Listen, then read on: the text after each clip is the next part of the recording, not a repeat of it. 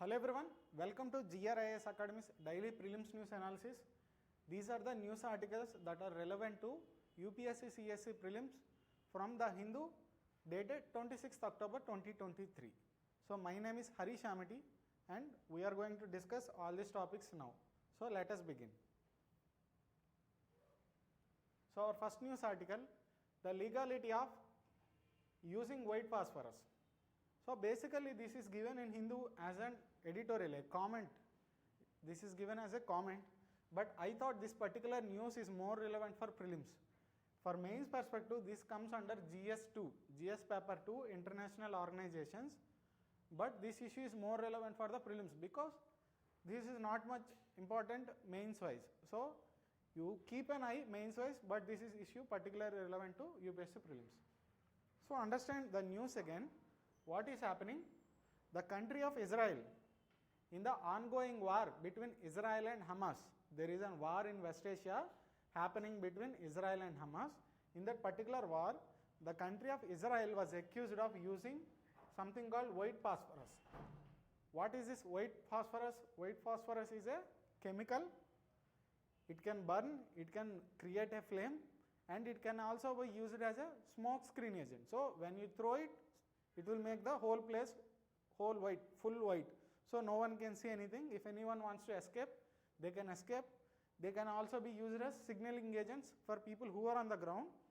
They can explode this white phosphorus so that people in helicopter who are coming for rescue missions can see them. So this white phosphorus has many utilities in warfare, but there are many conventions against the usage of white phosphorus, because when chemicals are used, unlike the traditional bombs, if you see the traditional bomb, you throw it, whoever the person is there, he will get hurt. That is the traditional bomb.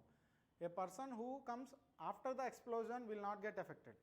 But if you throw a chemical bomb, it will survive in the environment for long. It is not just the explosion, there will be after effects even after the explosion. So when you throw a chemical bomb, it still survives in the air, it may pollute some water bodies, it may leave the heat and some other type of any unseen impacts behind. So chemical weapon is not same as traditional weapon. So chemical weapons are usually discouraged in warfare. Chemical and biological weapons also discouraged. There are many conventions against that. So by using this something called white phosphorus, Israel is violating many conventions at the international level. So that is what the author is highlighting. So what are those conventions Israel is accused of violating? One is Convention on Certain Conventional Weapons, so CCW. So this is one convention. It is putting a ban on some conventional weapons. Again, there is another convention, Convention on Chemical Weapons.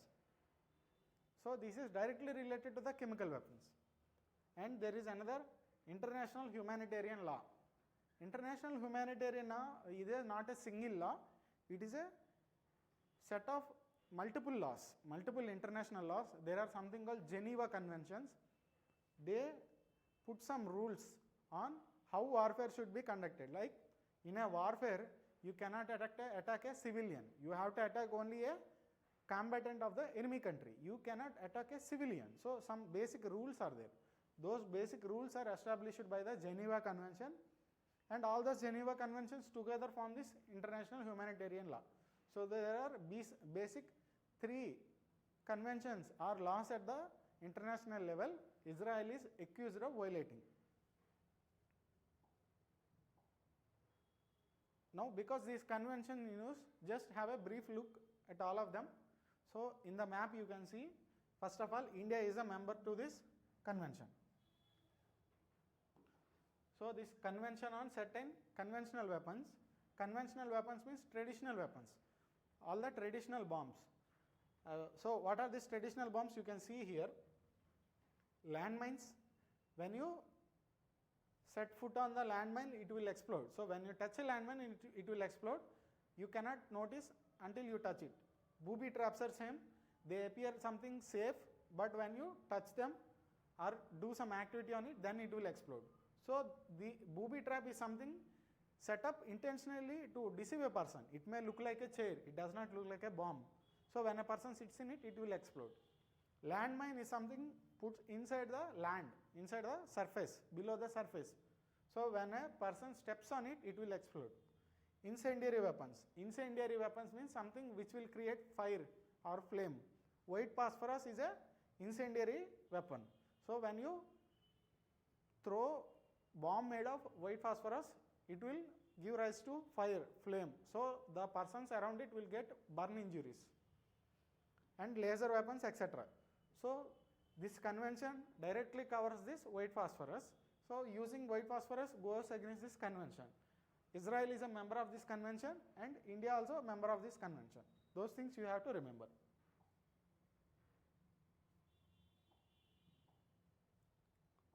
The second convention which Israel is accused of is Convention on Chemical Weapons. So Chemical Weapons Convention, but this convention unfortunately does not mention white phosphorus. Even though white phosphorus is a chemical, it can cause injuries to them, but still this convention does not directly cover. So it is somewhat debated, and Israel is also not a full member of this convention. Israel has to ratify this convention still. Ratification means it has to make an act in its country. India signed this convention and India came back to its country and India has made a law in its parliament. So in Indian parliament, a law was made to give effect to this Chemical Weapons Convention, that is called ratification. Israel said, yes, I will sign it, I will be a part of this convention, but Israel did not make a law in its parliament. So Israel has not ratified it. So Israel is using such kind of loopholes, but not mentioning the name in this convention, not mentioning the name of white phosphorus in this convention, and also not signing, not ratifying this convention. So Israel right now, when people accuse it, Israel is using such loopholes to escape the sanctions resulting out of violation of this convention. So again, as I said, it bans chemical weapons. It basically prohibits the development, that means research work, production, stockpiling, that means gathering, use also. So production, stockpiling, use, development of chemical weapons, these are banned under this convention. So if Israel is proved of using this white phosphorus, some people accuse it of violating this convention as it is now. Israel is denying first usage. Even if it is proved that it is used, Israel is using some loopholes that I am not a part of this convention in full sense, and then this convention also does not clearly talk about the white phosphorus. It is also important to note that this convention creates something called Organization for Prohibition of Chemical Weapons, OPCW. This is an organization which has to enforce the Chemical Weapons Convention, and its headquarters is in Hague. So just read all this convention briefly, nothing much important because they are in use. Just read a brief about each of them. This international humanitarian law, as I have explained you, it is not a single law, it is a set of laws. It is not a single law, it is a set of laws about the laws of armed conflict. So if there is an armed conflict between two nations or multiple nations, what are the rules to be followed? What are the rules to be followed? Only a person who is willing to attack the enemy country needs to be attacked. A civilian should not be harmed. Civilians are innocent. Even civilians of enemy country should not be harmed. Again, if a person, he was involved in the war, but he got caught by the enemy country in a situation, he has no weapons, he cannot attack them, he cannot hurt them. In such a situation, a person who cannot hurt the enemy country, even if he is a soldier, he also should not be attacked under this international humanitarian law, which has its source in something called Geneva Conventions. So you will read about this Geneva Conventions in news occasionally. So these Geneva Conventions are nothing but set of rules how these armed conflicts should be conducted. I will tell you with the help of example. So this is Abhimanyu Vartman of Indian Air Force. So few years back, because of mostly political reasons, there was a fight between India and Pakistan. So India has entered into Pakistan, and India has dropped bombs on some terrorist launch pads. So there are some terrorists organizing in Pakistan, but they are hurting India. They are planning attacks on Jammu and Kashmir. So India, out of necessity, went inside Pakistan and dropped bombs on those terrorists. Pakistan seen this as a violation of its sovereignty because India has went inside Pakistan without permission. So Pakistan seen it as a violation of Pakistan's sovereignty, and Pakistan sent its fighter planes into India the next day. When Pakistan planes entered, Indian planes retaliated. So there was a fight between Indian planes and Pakistan planes in the air. So it is called dogfight. When two planes fight in the air, it is called dogfight. In the dogfight, unfortunately, our pilot, his plane got shot and he got ejected from his plane. So his plane got shot and he got ejected from the plane, and unfortunately he got landed in the Pakistan side of Jammu and Kashmir. So there is something called Pakistan occupied Kashmir. It is under the control of Pakistan. He landed in Pakistan. Simply understand that our pilot has landed in Pakistan. He has no weapons. He is not in his plane. He is just a plain person. Even though he is a soldier of Indian Air Force, when he was in Pakistan, he is unarmed. So Pakistan army captured him, but Pakistan army had to return him to India because this Geneva Convention, this international humanitarian law says that an enemy soldier who does not have any arms, who is not willing to hurt the other country, cannot be harmed. So respecting this Geneva Conventions, international humanitarian law, Pakistan has returned Abhimanyu Varthaman to India. So he came to India safe because of this international humanitarian law. So using this chemical weapons goes also against the international humanitarian law. So Israel is violating them right now. That is the article. Whole article talks about Israel violating all these three conventions which I have explained. Read it from both the perspectives of mains and prelims. So these laws needs to be upholded. It is very important to uphold these laws, and strengthening these laws and removing the ambiguities, confusions in the laws is of utmost importance, because now Israel is violating it. In the past also, last year, Russia-Ukraine war, Russia also accused of using these chemical weapons. So because of the loopholes in these laws, these conventions are not actively stopping countries from using them. So there are loopholes which needs to be covered. Only when these loopholes are covered, these can be implemented effectively. So next news, the larger news finished. As I have told you, it is a part of editorial, but I thought it is much important to the prelims, so I have included in this video. Editorial video is being uploaded separately every day. So for various news, Poland was in current affairs. So Poland, election happened in Poland. So a new government came in. The old government lost the elections, new government won the elections. So because it is in news, an editorial was also published in the Hindu. So an editorial was published in on the Poland elections, but it is not important because Poland elections are not relevant to the UPSC syllabus. So just know a basic things about the Poland, mostly geographical wise, because Poland is in news. So this is a country of Poland. So this is Europe. This is the map of Europe. I hope you can identify this: Poland, Germany, Poland, Ukraine, where war is going right now, Ukraine and Russia. So this is a zoomed map. So zoom, Poland here, see its neighbors, Belarus, Ukraine, Lithuania, and it touches the Baltic Sea northwards, Germany, Czech Republic, Slovakia. Those are its neighbors. In 2023, if you see, Ukraine was continuously in news, and in 2023 UPSC prelims, UPSC is asked to identify the neighbors of Ukraine. So question came on neighbors of Ukraine in 2023. So because Poland is also in news, it is better to know the neighbors of Poland. So here is a sample question. Please try it. So as I have given in the map, you can identify who are the neighbors of Poland. So all of these people, all of these countries are neighbors of Poland along with Ukraine. So 6 countries are given here. All of the above is the answer, plus Ukraine. So there are 7 neighbors for Poland.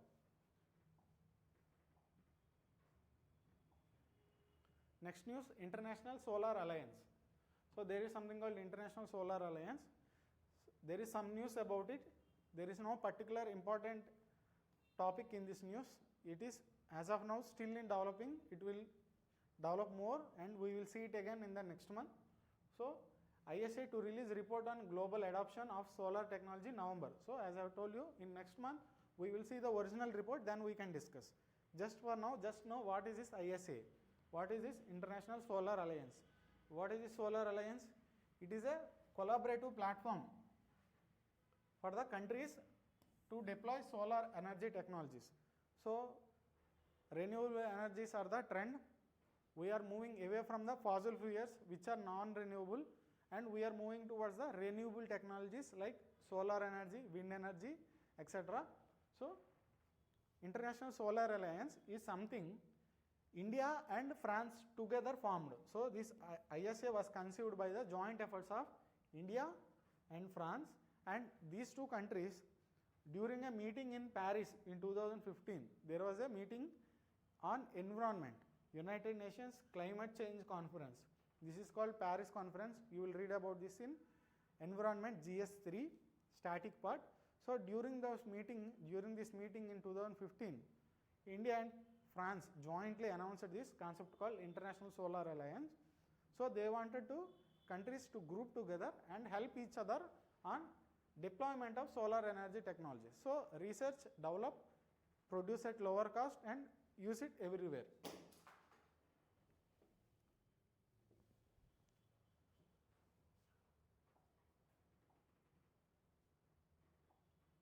So first see the map here. So the region between Tropic of Cancer and Tropic of Capricorn is called Torrid region. Torrid region, TORRID. This receives more of the sunlight. Sun never rises directly above the head below the Tropic of Capricorn and above the Tropic of Cancer.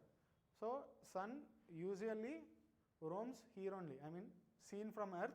Sun directly rises above the head only between these regions. The other regions above the Tropic of Cancer and below the Tropic of Capricorn never see sun directly above the head. This is in the 23.5 degrees north. This is 23.5 degrees south. You will read about this in geography. So in this torrid region, initially this International Solar Alliance wanted to implement. So it wanted to all these joints in this torrid region to join together and form this International Solar Alliance.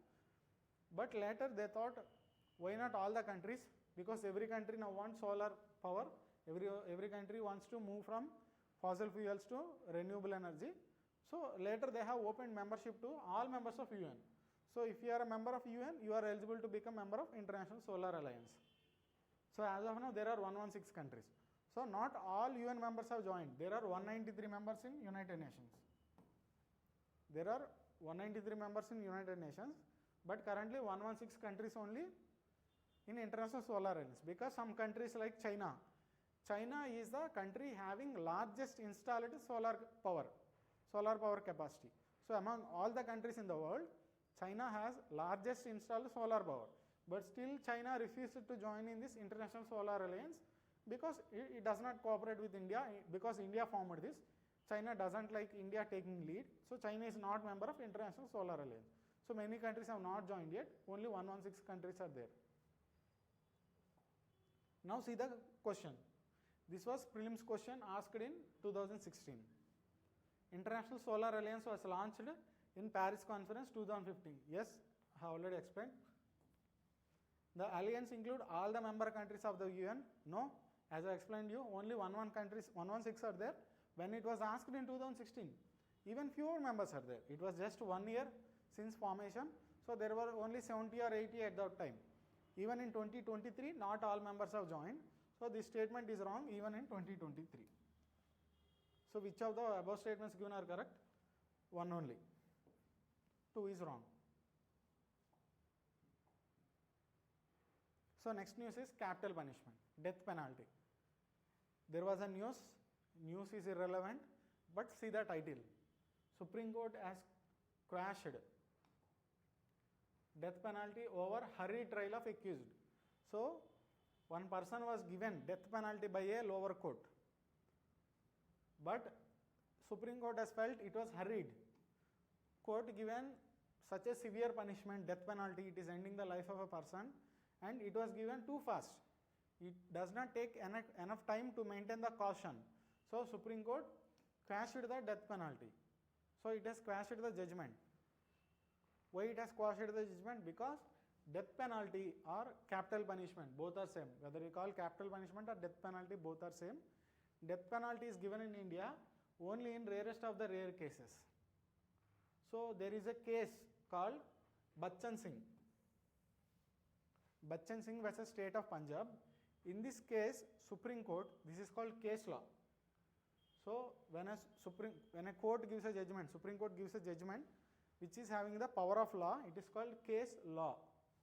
So in this case law of Bachchan Singh versus State of Punjab 1980, Supreme Court has clarified that you cannot just give death penalty. You understand the seriousness. Death penalty means you are ending the life of a person.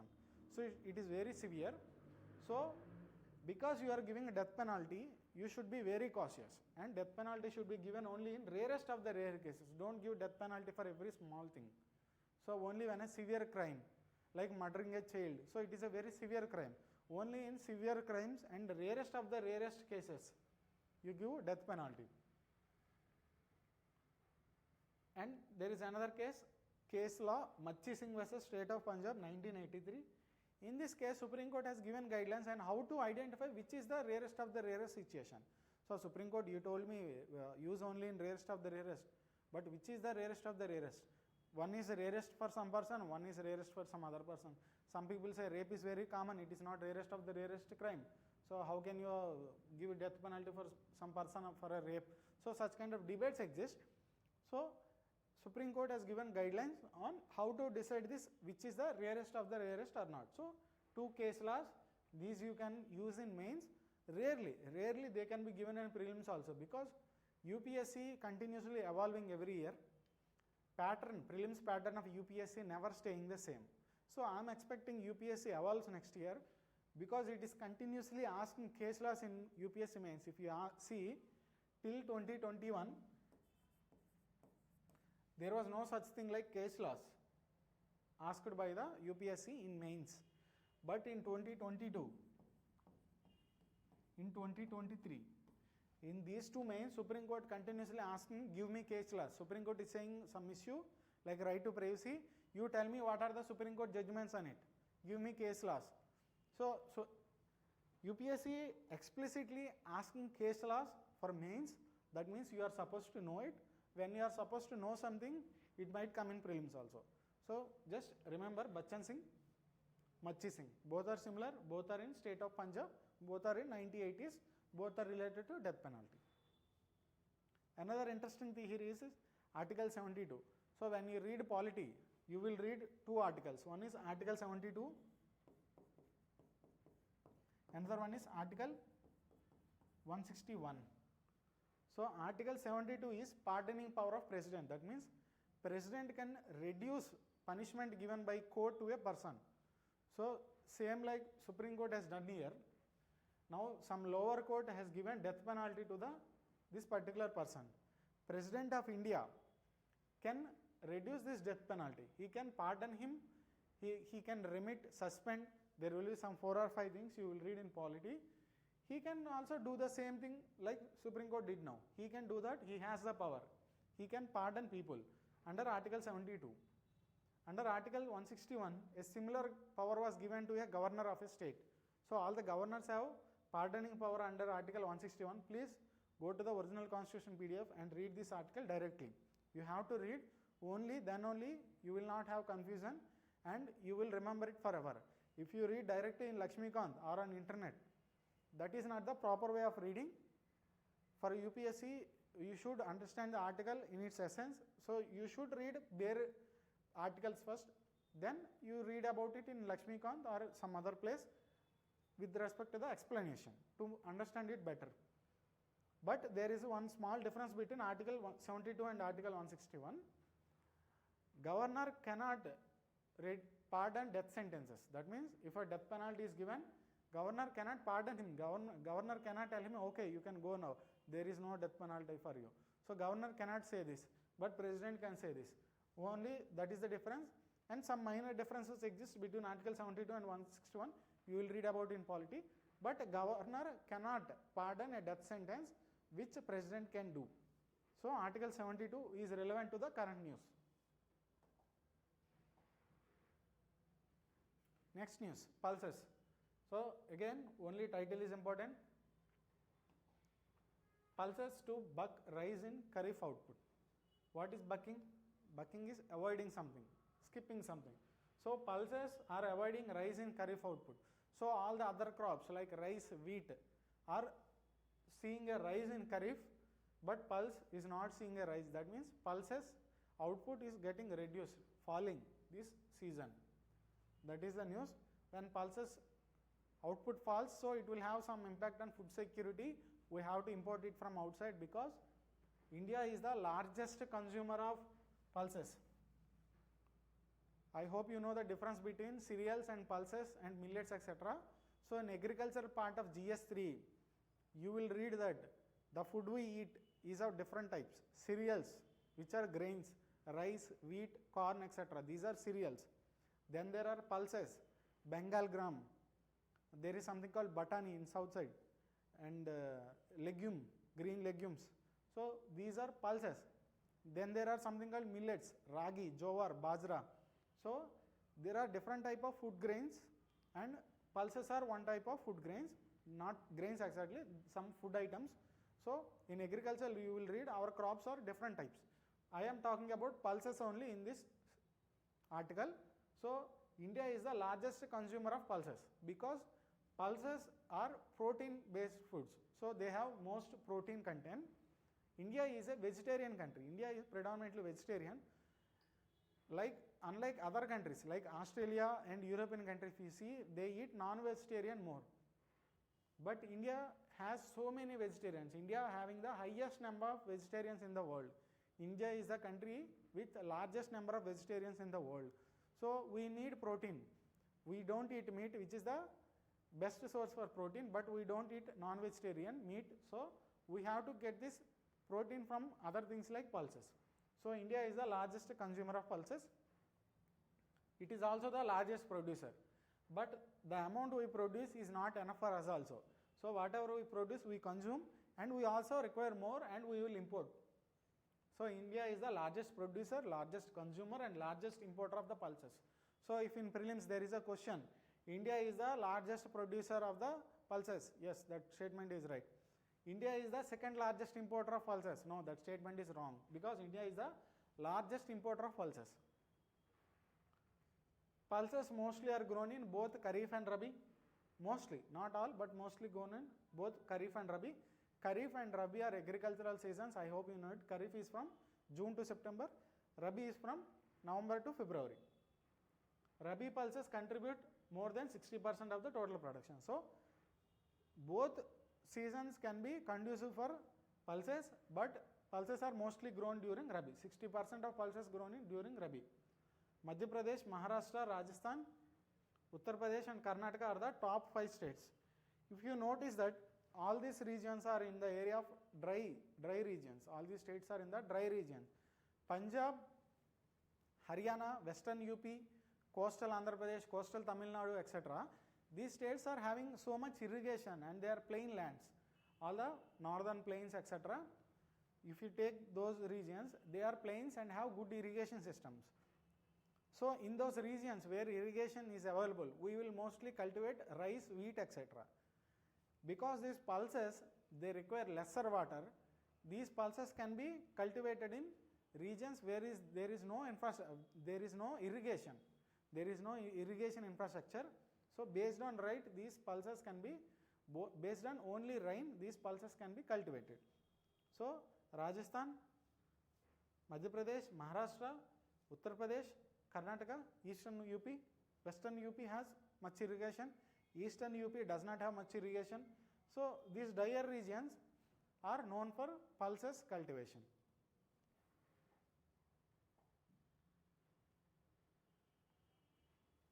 So here is a prelims question. given in 2020. This is one of the difficult questions, I admit. So first question is, black gram can be cultivated in both Kharif and Rabi. Yes, as I have told you, most pulses can be cultivated in Kharif and Rabi. So by that you can make a guess that this statement is true. Green gram alone accounts for nearly half of the pulse production. This is a fact, either you know it or don't know it. So in that particular year's current affairs, when you read it, in the 2020 current affairs, that particular year 2019 and 20, it is one of the years having highest production of pulses.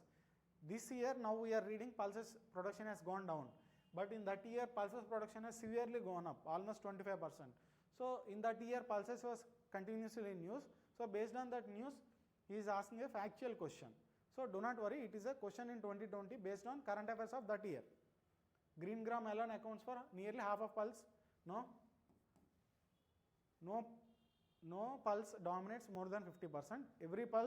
Every pulses is below 50%.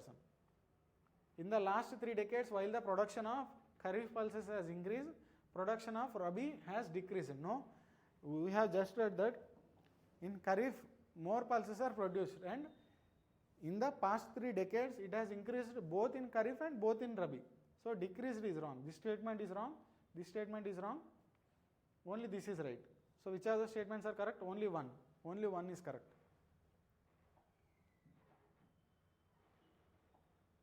Fertilizer subsidy. See the news. Particular news is not relevant, not important, but the issue behind the news is important. So government has announced some subsidy on fertilizers. It is not new. Government is saying how much subsidy for this particular year or particular season, next agricultural season. So it is subsidy existing for so many years. What is the exact subsidy? How much subsidy on particular urea or some other fertilizer for the upcoming season? Government is clarifying. So this is a routine news, but understand the theme behind the news. So in India, we will give this subsidy on fertilizer. What is fertilizer? Fertilizer is something that improves growth of the crops and productiveness of the crops. So it can be natural or artificial also. So what is natural fertilizer? This organic farming, cow dung, all the traditional methods are natural fertilizers, and artificial substances which are produced in the factories. And in this fertilizer, mostly nitrogen, phosphorus and potassium, these three, NPK, exist. These plants need this NPK. So that's why it results in growth and productiveness of the plants, and ideally this NPK should be in the ratio of 4:2:1. So nitrogen should be 4 parts, phosphorus should be 2 parts, potassium should be 1 part. So the ratio of all this should be 4:2:1 ideally. Plant requires it in this ratio. Government pays subsidy to fertilizer producers. So if a fertilizer packet of urea is one of the fertilizer. You can classify fertilizers in India as urea fertilizers and non-urea fertilizers, because farmers mostly use urea fertilizers. So most farmers use urea fertilizers. So you can classify urea and non-urea. Let's say a urea fertilizer, a urea packet of 25 kgs cost 5,000. But this 5,000 cost cannot be borne by the farmer. It is very difficult for him to bear this high cost. It is the production cost of fertilizer. Even the producer cannot help it, because it is taking him 5,000 rupees to make it. And he adds some 1,000 or something to his profit also. So let's say ultimately in the market this fertilizer is costing 5,000. If farmer wants the fertilizer, he has to buy for 5,000. Farmer cannot buy it. So government comes in the middle. Government says to the fertilizer producer, please give this 5,000 fertilizer to the farmer at 1,000 only. Let him buy at 1,000. I will give you the remaining 4,000. So that is subsidy. The amount will be paid by the government to the producer of the fertilizer. Farmer will buy at a lower cost, subsidized price. So government pays subsidy to the fertilizer producers. Farmers can buy at below market rates. In India, urea is the most produced, most imported, most consumed fertilizer. It is also most regulated. All non-urea based fertilizers are regulated, subsidized under nutrient based subsidy scheme. So here the name is important. So urea fertilizers are regulated. Whatever the non-urea fertilizers also regulated under a scheme called nutrient based subsidy scheme. So based on nutrient, if it has nitrogen etc. dominating, it will have different rate. It will have phosphorus etc. it will have different rate, or some other chemical. There is another fertilizer called diammonium phosphate. So it is a non-urea fertilizer, DAP, diammonium phosphate. So based on its chemical composition, based on its nutrients content, government announces different rates of subsidy. So it varies from one particular fertilizer to another. So it is called nutrient based subsidy scheme. I hope you have understood how this fertilizer subsidy works. Now try a sample question. It was given in UPSC CSE 2020. So it is a previous year question. Which of the statements related to chemical fertilizers are true? So at present the retail price of chemical fertilizers is market driven and not administered by the government. This statement is wrong. That is the news. The government is administering. Government is saying I am providing this much of subsidy. So in the example as I explained you, market rate is 5,000. So if rate is market driven, farmer should buy at 5,000, but he is buying at only 1,000. Why? Because government is coming, government is administering the price, it is regulating the price by giving 4,000 rupees subsidy to the producer. Ammonia, which is an input of urea, is produced from natural gas. Simply read, ammonia is produced from natural gas. Yes, this statement is right. You can read this in NCERT.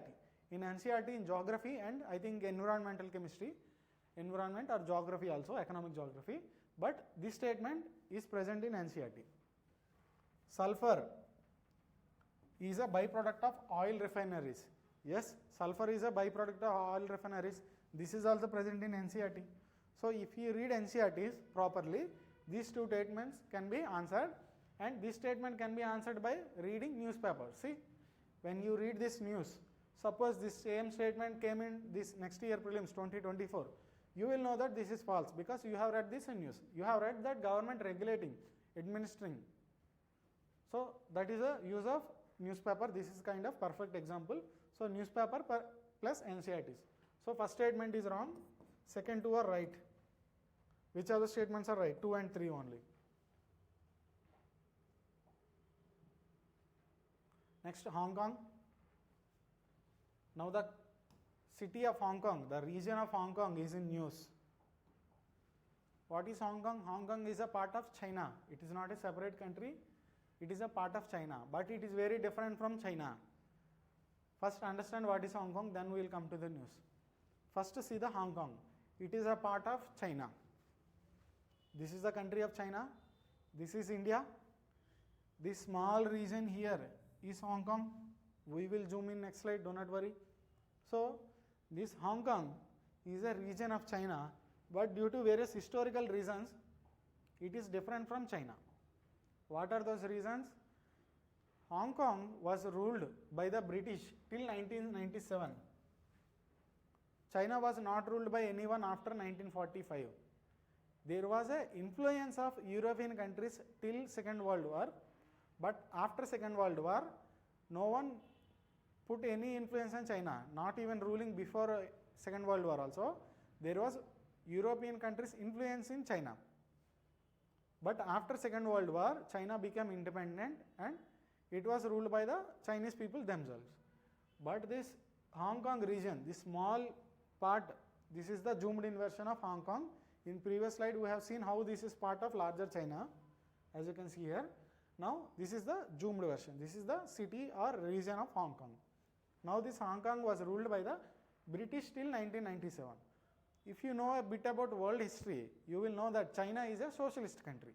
China is not a democratic country. China is a socialist country even till today.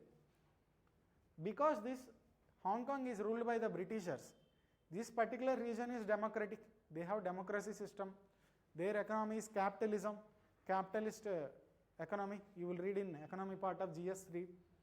But China is a socialist, communist type of economy, partly made some capitalist changes. So all I want to tell you is that Hong Kong is different from China in polity wise and economy wise. This is democracy, that is socialist country. So after 1997, because of continuous demand from China, you are occupying my region, a part which is a inherent part of my country for so many years. This is not allowed in model world. You have to decolonize Hong Kong. So after the China's pressure, British has handed over that region to the China. So Hong Kong went back into the hands of China. But by that time Hong Kong was very different from China. It is very advanced than mainland China and it is very different. So it was made a special administrative region. So the laws of China are not applicable to Hong Kong. That's why it is called special administrative. It has special administration. Only some very external laws like foreign, how Hong Kong has to manage its foreign affairs, etc., or security, military aspects, etc., only those are regulated by China. All the other aspects are given to Hong Kong residents itself under a mini constitution called Basic Law. So all powers of Hong Kong are in the residents of Hong Kong, except very few managed by the Chinese government. So there are literally one country, two systems. Hong Kong is a part of China, but there are two systems. One is socialist country, another one is democratic country. So one country, two systems. Sorry, one is socialist system, another one is democratic system. So this is the history of Hong Kong, and this agreement, this special administrative region and one country, two systems, this basic law is only for 50 years only. 50 years from 1997. This is the agreement between China and British. The agreement is that I will treat it as a special region, I will treat it as a separate system, I will give some basic law for it, but only for 50 years. So we have to see what will happen in 2047, whether China respects this and continues this, or China assimilates this region into it fully. So we have to see it. As of now, Hong Kong has different laws except security and foreign affairs, and in that security aspect, if you see the current law, in that security aspect, China is not satisfied with the Hong Kong laws and they want to implement some national security law. So this national security law is demanded by the China from Hong Kong government. So Hong Kong government wants to implement a national security law, but naturally there are some people inside the Hong Kong, they don't want Chinese influence on it, so they are opposing it. So there are some issues regarding this law within the Hong Kong. This issue is not important, just understand the history of Hong Kong. So how it was ruled by the British, how it was handed over to the China, what is the existing arrangement, and this is valid till 2047. So that is enough.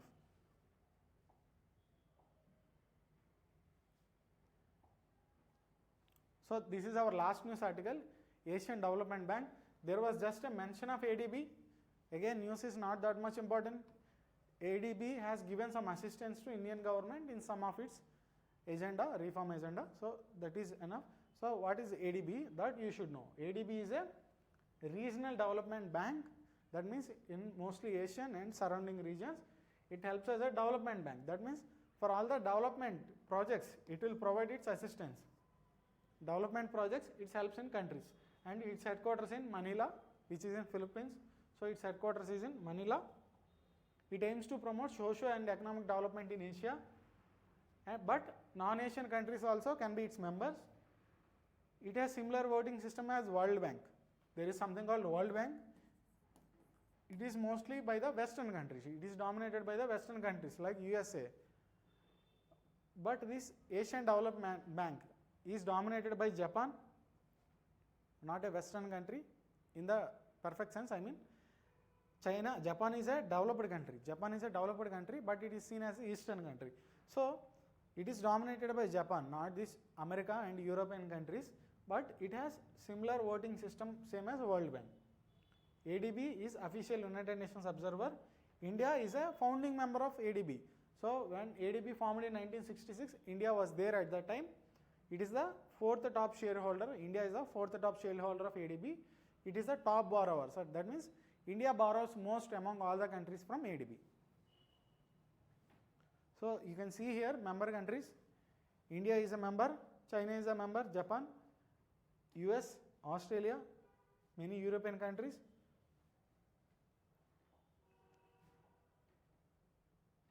So that is with our prelims news articles today. I hope you have understood all.